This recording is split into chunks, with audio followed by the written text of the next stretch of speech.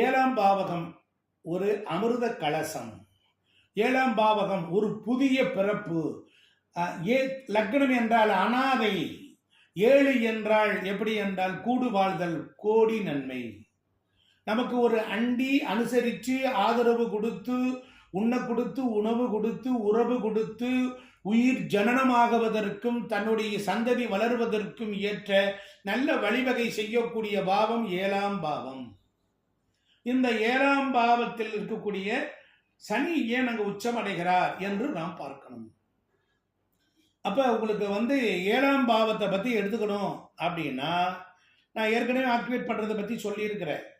அப்ப ஏழாம் பாவம் லக்னத்தில் இப்ப 12 பாவத்துக்கு நமக்கு இதுக்கு தெரியணும்ல. ஏழாம் பாவத்தின் அதிபதி லக்னத்தில் இருந்தாள். அப்ப லக்னத்துல லக்னம்னா மனசுக்கு பிடிச்ச கலத்திரம், மனசுக்கு பிடிச்ச மாதிரி இருக்கும். 24 மணி நேரம் வரப்போற மனைவியை எண்ணிக்கிட்டே இருப்பான். அது 1, 5, 9 இருந்தாலும், 7 குடையவன் 1, 5, 9 இருந்தாலும் வரப்போற மனைவியை எண்ணிக்கொண்டே இருப்பான். அவள் அப்படி வருவாளா, இப்படி வருவாளா, எனக்கு தகுந்த மாதிரி இருப்பா என்று பருவம் அடைந்த ஆண்மகனும் பருவத்தை பெற்ற பெண்மகளும் தன் ஆடவையும் சேர்த்து கொள்வதற்கு எண்ணங்களால் சூழ்ந்திருப்பார். தனக்கு மனசுக்கு பிடிச்ச மாதிரி வருவார். இதுதான் லக்னத்துல ஏழாம் பாவாதிபதி இருந்தாள். அப்ப மனசு என்ன இருக்கு? மண்டை தலையிலே இருக்கு. தலைனா 1ஆம் பாவம். 7 குடையவன் 1 2 இருந்தாள். 7 குடையவன் 1ஆம் பாவத்திலையும் 2ஆம் பாவத்திலையும் இருந்தாள். அப்ப எப்படி இருக்கும்? பக்கத்துல இருக்கும். 2ஆம் பாவம் பக்கம், லக்னம்னா கிட்ட, அருகில்.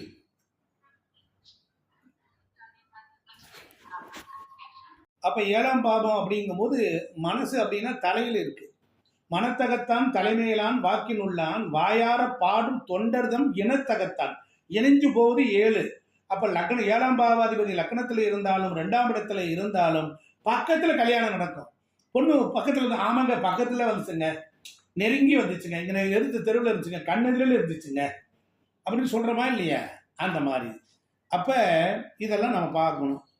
அதே நேரம் வேறு கிரகங்களுடைய தொடர்பு இருந்தா மாறிடும், அதுவும் நம்ம பார்க்கணும் இல்லையா?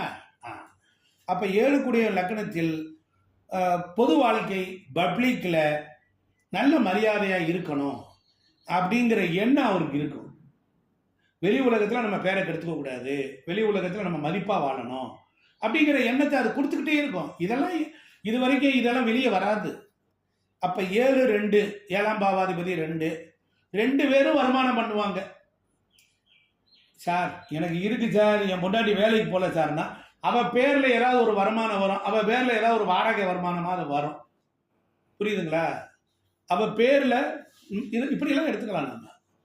அப்புறம் பாருங்க, 7க்குரியவர் 3ல் நின்று, 7க்குரியவர் 3ல் இருக்கும் போதுதான் கொஞ்சம் ஒரு மைனஸை கொடுத்து தான் அப்புறம் என்ன பண்ணோம். ஏன்னா 3ஆம் இடத்துல நின்னாருன்னா எங்க பார்ப்பாரு?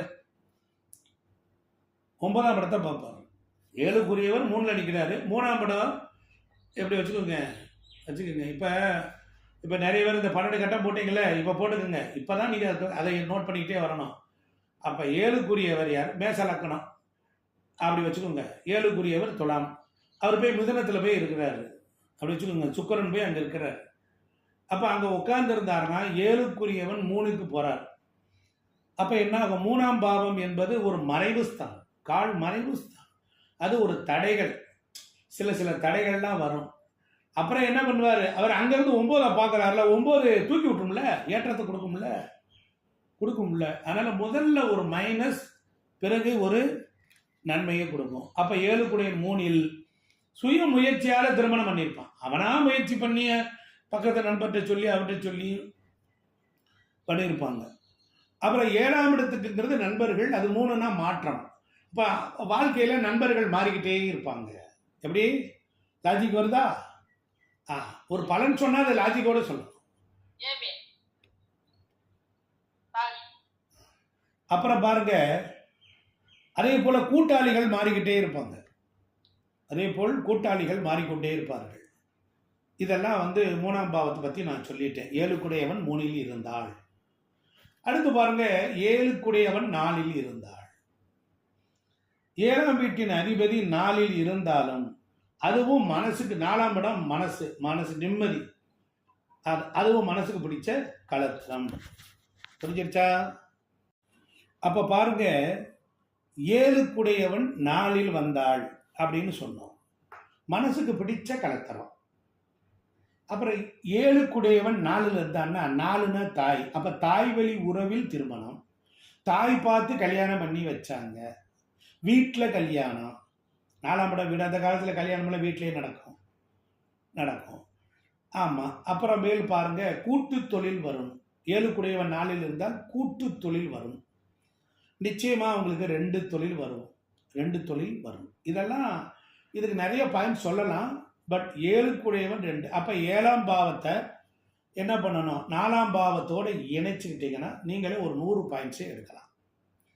அடுத்து பாருங்க, 7ஆம் பாவம், 7ஆம் பாவாதிபதி, 7ஆம் அதிபதி, அவர் போய் எங்க இருக்கார்? 6ல் இருந்தாள். 5 என்பது 7க்குடையவன் 5ல் என்றால் 7 என்பது திருமணம், 5 என்பது காதல். அதாவது திருமணத்திற்கு பிறகு காதல், மனைவியை நேசித்தல், கணவனாரை விரும்புதல். எடுத்தவுடன் 5க்குடையவன் 7ல் இருந்தால்தான் காதலித்து கல்யாணம். 5க்குடையவன் 7ல் இருந்தால் காதலித்து கல்யாணம். நல்லா கவனிக்கணும். திருமணத்திற்கு முன்னேறி இருவரும் புரிந்து கொள்ளுதல் அப்படின்னு, ஒரு படிக்கிற உயர்கல்வி கற்றுக்கொள்ளுகிற பொழுது திருமணம். 2 பேரும் டிகிரி படிச்சுக்கிட்டு இருந்தோம், அப்போ இருந்து ரொம்ப பேர் விரும்பணும் அப்படின்னு சொல்கிறதெல்லாம் அதுதான் 5ஆம் இடம். அப்போ இங்கே 7க்குடையவன் 5ல் இருந்தால், 5 என்பது குழந்தை பிறந்து, நல்ல 7ஆம் இடம் என்பது 5ஆம் பாவம். 7ஆம் பாவாதிபதி 5ல் இருந்தால் திருமணத்திற்கு பிறகு ஒரு கல்வி கற்றுக்கொள்ளுதல், ஒரு ஆராய்ச்சி கல்வியை கற்றுக்கொள்ளுதல், ஒரு உயர்கல்வியை கற்றுக்கொள்ளுதல். புரியுதுங்களா? குழந்தை பெற்ற பிறகு ஒரு கல்வி, ஒரு சொத்து வாங்கிய பிறகு ஒரு கல்வி, ஒரு 5ஆம் பாவம். நல்லா கவனிக்கணும். 7-4 அப்படின்னா திருமணத்திற்கு பிறகு ஒரு சொத்து கிடைக்கும், அப்படி எடுத்துக்கலாம். நீங்க இப்படியே பாவத்தை பின்னி எடுத்துக்கலாம். ஆனால் 7ஆம் பாவம் 5 பொறுத்தளவில் இது எப்படி இருக்கும் அப்படின்னு கேட்டால், 7ஆம் பாவத்து அதிபதி 5ல் போய் இருந்தால், 7ஆம் பாவம் தான் 5க்குடையவன் 7 இருந்தால் 5க்கு அப்புறம் தான் 7 வருது. 7க்கு பிறகு 5 வருது அப்படின்னா 7 திருமணம். ஆமாம். 5 என்பது காதல். கல்யாணத்துக்கு அப்புறம் ஒரு விளையாட்டுக்கு போனார், கல்யாணத்துக்கு அப்புறம் ஒரு ஆராய்ச்சிக்கு போனார், கல்யாணம் பண்ணதுக்கு அப்புறம் இப்படின்னு நிறைய விஷயங்கள் 5ஆம் பாவத்தை வச்சு இப்படி ஃபில் பண்ணி சொல்லலாம். 7ஆம் பாவாதிபதி 6ல் இருந்தாள். நல்லா கவனிக்கணும். இது ஒன்று தான் கான்ட்ரவர்சரி. இந்த 6, 8, 12 ஒன்று மட்டும்தான் ஜோதிடர்களுக்கு நமக்கு டெய்லி ஒரு ஜாதகத்தில் ஏதாவது ஒன்று வந்துடும். நல்லா படிச்சுக்கணும். இன்னொரு இதில் ஒரு நிறைய பாயிண்ட்ஸ் சொல்லித்தரேன். அப்போ 7ஆம் பாவதி 6ல் இருந்தால் ஒரே ஒரு கருத்து எடுத்துக்கோங்க. 6 என்றால் ஊழியம், 7 என்றால் மனைவி. 7க்குடையவன் 6ல் இருந்தால் வரக்கூடிய மனைவி வேலை பார்ப்பவளாக, பணியாற்றக்கூடியவளாக இருப்பாள். சட்டனா? அடுத்து பாருங்க, அவங்களுக்கு சின்ன சின்ன ஹெல்த் இஷ்யூஸ் வரும். 6 என்பது நோய், 7 என்பது லைஃப் பார்ட்னர், 6 என்பது ஒரு பிரிவு, 7 உடைக்கக்கூடியது 6, ருணரோக சத்ருஸ்தானம். அப்போ சின்ன சின்ன ஹெல்த் இஷ்யூஸ் வரும். அப்புறம் ஃபேமிலி ஒரு பக்கம் இருக்கும், வேலை ஒரு பக்கம்னு இருப்பாங்க, அது ஒரு வகையான பிரிவு. அப்புறம் பாருங்க, வேலை விஷயமா பிரிஞ்சு இருப்பாங்க. பொண்டாட்டிக்கு வேலை கிடைச்சி ஃபாரினுக்கு ப்ராஜெக்ட் போயிருப்பா, இவன் இங்கே இருப்பான். சில பேருக்கு இந்த 7, 6 வந்துடும், பொண்டாட்டி வேலைக்கே போயிருக்க மாட்டான். ஆனால் என்ன ஆகும், இந்த கல்யாணம் முடிச்சா குழந்தை பிறந்துச்சு. நல்லா கவனிக்கணும், வினயமாக கவனிக்கணும். அஸ்ட்ராலஜர் மாத்திரம் கவனிங்க, புதுசாக கற்றுக்கிறவங்களுக்கு வேண்டியதில்லை. அஸ்ட்ராலஜராக இருக்கவங்களுக்கு மட்டும் கற்றுக்குங்க. குழந்தை பிறந்துருச்சு, 7, 1, 5, 7 நல்லா கவனிச்சுக்கணும். அந்த குழந்தை 8ஆம் பாவத்தில் உள்ள நட்சத்திரத்தில் பிறந்து விட்டால், 1 ஜாதகர், 7 மனைவி, 6, 8, 12 கூடிய ராசியில் அந்த குழந்தை பிறந்து விட்டால் கல்யாணத்துக்கு குழந்தை பிறந்ததுக்கு அப்புறம் புருஷனோட தகராறு வருது. எந்த பாவத்தை எந்த இதை கையில் வச்சிருப்பா? குழந்தையோட அசோசியேட் ஆயிடுவா. தாய்க்கு அவளுக்கு 6, 8, 12, அவளுக்கு மாரகாதிபதி பாரகாதிபதி, அவளுக்கு திதி சூன்யாதிபதி வீட்டில் பிறந்திருக்க நட்சத்திரம் ராசி கிரகம், அவளுக்கு முடக்கு நட்சத்திரம் அவயோகி, அதெல்லாம் அவளுக்கு தெரியாது. அவள் தன் உடம்பில் இருந்து சதை மாமிச மஜ்ஜைகளை வார்த்து எடுத்து யோனி துவாரத்தின் வழியாக வெளிவந்ததை எடுத்து தன்னுள் இருந்து வெளிவந்த ஒன்றை உயிர் பாவத்தை கட்டி அணைத்து அரவணைத்து உயிர் கொடுத்து பால் கொடுத்து அவள் வளர்ப்பா. அது அது வளர்ந்ததுக்கு அப்புறம் தான் 13 வயசுக்கு அப்புறம் தான் அது இடத்துல கொடுக்கும். அதுக்கிடையே இடத்துல கொடுக்காது. ஆனால் கல்யாணத்திற்கு அப்புறம் குழந்தை நல்லா வாழ்வாங்க. குழந்தை பிறந்ததுக்கு அப்புறம் பாருங்க, இந்த பிரச்சனையெல்லாம் வருவது 100% குழந்தை பிறந்த பிறகு அதற்கு நடக்கக்கூடிய தசா புத்தி அப்பாவிற்கு 9ஆம் பாவத்திற்கு 6, 8, 12 வரும். நல்லா கவனிக்கணும். இதெல்லாம் ரகசியம். இதான் ஹைலைட், ஹை ஸ்டைல், இதான் ஹை கிளாஸ். புரிஞ்சிருச்சா வாசுதேவன் ஐயா? புரிஞ்சிருச்சா சுஜாதா அம்மா? புரிஞ்சிருச்சா சுப்பிரமணியம், பரமேஸ்வரன், முருகன் சார்? குழந்தை பிறந்த இதை நீங்க மைண்ட்ல ஏத்தணும். எப்பவுமே ஒரு ஜாதகம் வருது, குழந்தையினுடைய ஜாதகத்தை வச்சு ஏன் அப்பாவுக்கு குழந்தை பிறந்த அதுதான் பேசும்னு சொன்னதுடைய ரூல் இதுதான். ஜோதிடர்களுக்கே விளங்காததை இன்னைக்கு நான் விளக்கிட்டே உடைச்சிட்டேன். இது பிரபஞ்சம் எனக்கு உணர்த்தினது, நான் திட்டமிடவே இல்லை. அப்ப நீங்க எல்லாரும் அர்ப்பணிப்புத்தன்மையும் அதீத ஈடுபாட்டோடு நீங்க கவனிச்சீங்கன்னா உங்களுக்காக பல ரகசியத்தை வெளியே கக்கும் என் வாய் வெளியே. கல்யாணத்துக்கு அப்புறம் பிள்ளை ஜாதகம் தான் பேசும். ஏன்னா இது ஒரு கிரகம், அம்மா ஒரு கிரகம், அப்பாவும் அம்மாவும் ஒரு கிரகம், ரெண்டும் இணைஞ்ச ஒரு புதிய கிரகத்தை படைக்குது. அந்த புதிய கிரகத்தில் 2 பேருடைய பதிவு இருக்கிறது. 1 7 பதிவு 5 இருக்கிறது. அந்த 5 எத்தகையது? அது 1க்கு சாதகமா, அது 7க்கு சாதகமா என்று நாம பார்க்கணும். நல்லா கவனிக்கணும், ரொம்ப கிரிட்டிக்கலா இருக்கும். அப்ப 7க்கு 5ஆம் இடம் எது? 7க்கு 5ஆம் இடம் யாராவது சொல்லுங்க. 11ஆம் இடம். 1க்கு 5ஆம் இடம் எது? 5 தான். 1க்கு 5 சிம்மம். சிம்மத்துக்கு நேர் 7ஆம் இடம் எது? 11. காலபுருஷத்துக்கு அது பாரகமா? பிள்ளை பிறந்ததுக்கு அப்புறம் பாரகமாகதா? இங்க சூரியன், அங்க சனி வந்துருச்சா? குழந்தை பிறந்த பிறகு அப்பா அம்மாவுக்கு ஏன் ப்ராப்ளம் வருது? இதெல்லாம் ரகசியத்தை வச்சிருக்கிறாங்க. ஆமா. அப்ப 7ஆம் பாவம் 6ல் இருந்தால் அப்ப திருமணமாகி ப்ராப்ளம், கல்யாணமாகி அப்ப 6ன்னு என்ன அர்த்தம்? ஒரு ஷார்ட்கட் எங்க தங்கப்பாணி ஐயா சொல்லி கொடுத்தார். எங்க தங்கப்பாணி அவற்றை படிக்கல, அவர் நண்பர். அவர் பேசுவது பாடுவது சொல்லும் பொழுது பல விஷயம் சொல்லும் போது நான் தேக்கி வைத்து கொண்டது. அப்ப அவர் ஐயா என்ன சொல்லுவாரு? 6 வருஷம்டா, 6 வருஷம், 7 குடையவன் 6, கல்யாணம் ஆகி 6 வருஷம் வரையிலும் கசப்பு இருக்கும். அதுக்கப்புறம் சூப்பர் டூப்பர். எப்படி?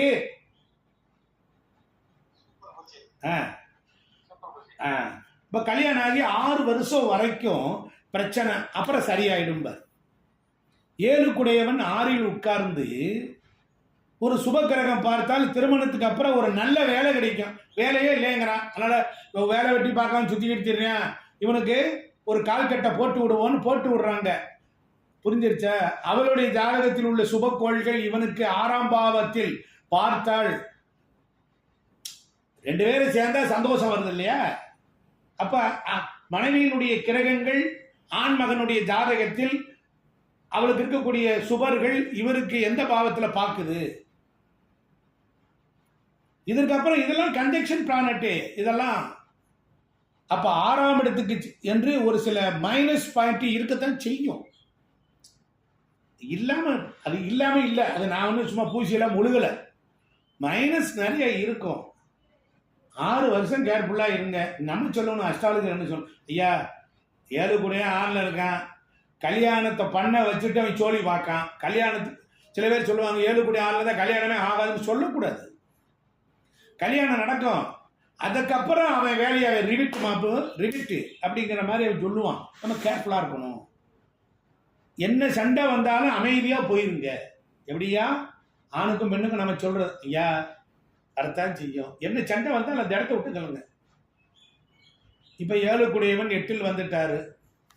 7 கூடியவன் 8 வந்துட்டாரு. லேட் திருமணம் தான். 7 கூடியவன் 8 வந்துட்டாரு, லேட் திருமணம். அப்புறம் சொல்லுவன்ல, நீங்க நீங்க நீங்க உடனே ஆரம்பிப்பீங்கல்ல, எனக்கு தெரியாதா?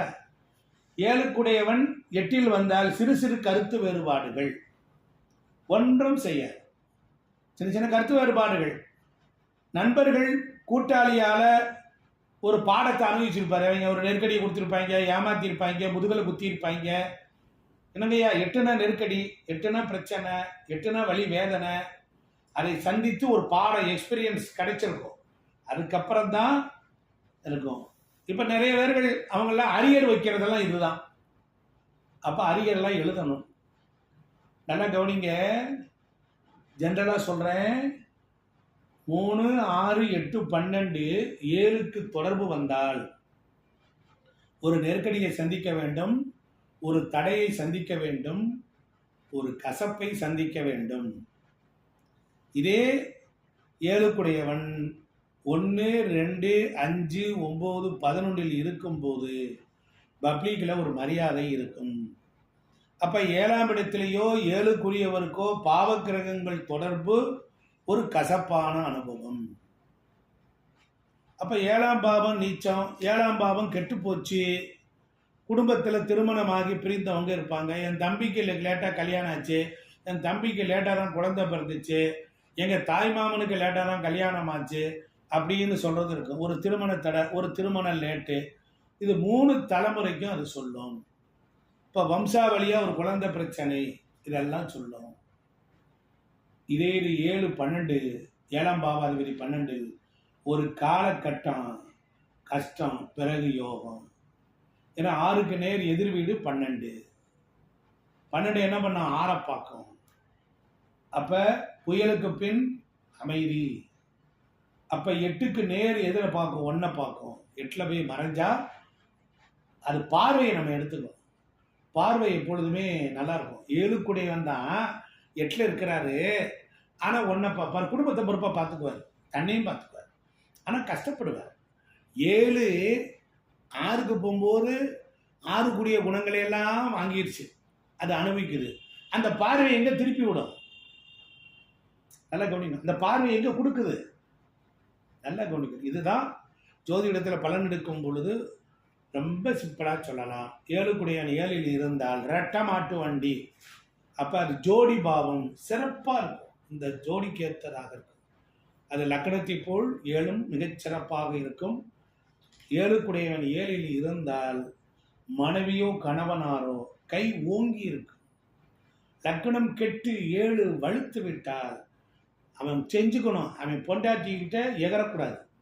பணிந்து போனால் நல்ல வாழ்க்கை அமையும் என்று சொல்லி வாய்ப்பளித்தமைக்கு நன்றி கூறி பாராட்டி விடைபெறுகிறேன். நன்றி.